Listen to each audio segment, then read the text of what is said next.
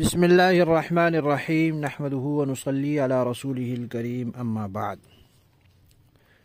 پیارے پیارے بچوں، ننھے منھے پھولو، اللہ تعالیٰ آپ سب کو ہمیشہ خوش رکھیں اور فلسطین کے مسلمانوں کے لیے اللہ تعالیٰ خصوصی فضل اور کرم کا معاملہ فرمائیں۔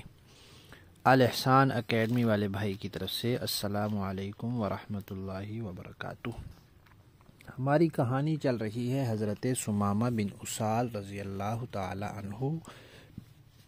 اس کے 3 حصے ہم سن چکے ہیں، آج ہے اس کا 4تھا حصہ کہ یمامہ کا جو بادشاہ تھا ثمامہ، اس نے کچھ صحابہ کو شہید کر دیا تھا اور پھر وہ عمرے کے لیے جا رہا تھا، تو جو حفاظتی دستہ تھا انہوں نے پکڑ لیا مشکوک سمجھ کر کہ پتہ نہیں کون ہے، وہ جانتے نہیں تھے، تو لا کر مسجد میں باندھ دیا جہاں قیدیوں کو باندھا جاتا تھا۔ حضور نے دیکھا تو اس کے لیے اکرام کا فرمایا کہ اس کے لیے گھر سے کھانا لاؤ اور میری اونٹنی کا دودھ اس کو صبح شام پلاؤ۔ پھر حضور اس کے پاس گئے اور اس سے پوچھا کہ بھائی آپ تمہارا کیا خیال ہے، تمہیں کیا لگتا ہے کہ ہم تمہارے ساتھ کیا سلوک کریں گے؟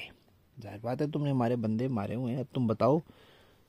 تو اس نے کہا جی کہ میں آپ سے اچھے برتاؤ کی، اچھے سلوک کی امید رکھتا ہوں، لیکن اگر آپ مجھے قتل بھی کریں گے تو ظاہر بات ہے میں مجرم ہوں، میں نے قتل کیے ہیں، تو آپ بدلے میں قتل کریں گے، یہ بھی کوئی زیادتی کی بات نہیں ہے۔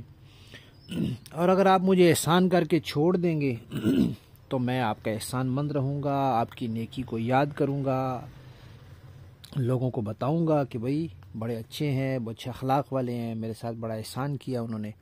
اور اگر آپ پیسے لینا چاہتے ہیں تو جتنے پیسے آپ کہیں گے وہ آپ کو مل جائیں گے اور آپ ان پیسوں کے بدلے مجھے چھوڑ دیں۔ تو اس نے یہ جواب دیا، نبی پاک صلی اللہ علیہ وسلم نے اس کو کچھ بھی نہیں کہا اور وہاں سے تشریف لے گئے۔ پھر 2 دن گزر گئے، اسی طرح اس کے پاس کھانا بھی آتا رہا، دودھ بھی آتا رہا اور صحابہ کرام اس کا خیال رکھتے رہے، نرمی کے ساتھ پیش آئے، اچھے سلوک کے ساتھ پیش آئے۔ پھر وہاں جو قیدی ہوتے تھے نا، اس وقت جیل تو تھی نہیں، نہ کوئی تھانہ تھا، نہ کوئی حوالات، تو قیدیوں کو اس لیے وہاں رکھا جاتا تھا۔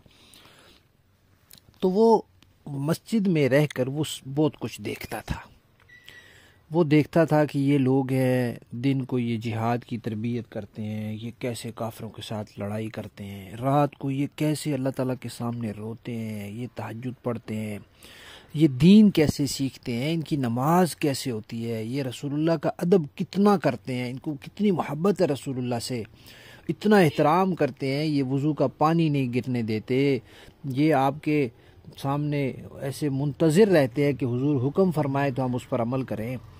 تو وہ بندہ یہ ساری چیزیں دیکھتا تھا، پھر صحابہ اکرام کا آپس میں پیار محبت دیکھتا تھا، یہ ساری چیزیں وہ دیکھ رہا ہوتا تھا، تو اس کے ظاہر بات ہے اثر ہوتا تھا پھر اس کا۔ تو 2 دن بعد حضور پھر گئے اس کے پاس اور پھر اس سے پوچھا کہ ثمامہ تمہارا کیا خیال ہے، ہم کیا سلوک کریں گے تمہارے ساتھ؟ اس نے کہا جی کہ میں نے جو باتیں پہلے کہی ہیں نا، میں اب بھی وہی باتیں کہتا ہوں، کوئی نئی بات میرے پاس نہیں ہے۔ اگر آپ مجھے قتل کرنے کا فیصلہ کرتے ہیں تو آپ کا فیصلہ ٹھیک ہے، میں نے آپ کے بندے قتل کیے ہیں، اور اگر آپ احسان کرتے ہیں تو پھر میں ایسا آدمی ہوں کہ میں احسان کی قدر کرتا ہوں، میں آپ کے احسان کو بھولوں گا نہیں، میں احسان فراموش نہیں ہوں۔ تو ہاں، اگر آپ مال چاہتے ہیں کہ آپ کو مال ملے، پیسے ملیں، تو آپ بتا دیں، جو آپ کہیں گے وہ آپ کو مل جائے گا۔ تو نبی پاک صلی اللہ علیہ وسلم نے پھر اس کو کچھ نہیں کہا، پھر چلے گئے۔ پھر اگلے دن پھر آئے، پھر اسی طرح جو کچھ پہلے پوچھا تھا وہی پوچھا، اس نے بھی وہی جواب دیے سارے۔ تو نبی پاک صلی اللہ علیہ وسلم نے اندازہ لگایا کہ 3 دن یہ یہاں رہا ہے، 3-4 دن اس کو ہو گئے ہیں، اس نے بہت کچھ دیکھ لیا ہوگا، تو اب اسلام کی تعلیمات اس کے سامنے سے نظر سے گزر گئی ہوں گی، اب اگر اس کے مقدر میں ہدایت ہوگی تو اللہ تعالیٰ اس کو ہدایت دے دیں گے۔ تو حضور نے صحابہ کو فرمایا کہ اس کو رہا کر دو، تو صحابہ کرام نے اس کی زنجیریں کھول دیں، اب وہ وہاں سے چل پڑا۔ پھر کیا ہوا، پھر انشاءاللہ ہم کہانی کے اگلے حصے میں سنیں گے۔ ہماری کہانی حضرت ثمامہ بن اسال رضی اللہ تعالیٰ عنہ کا چوتھا حصہ ختم۔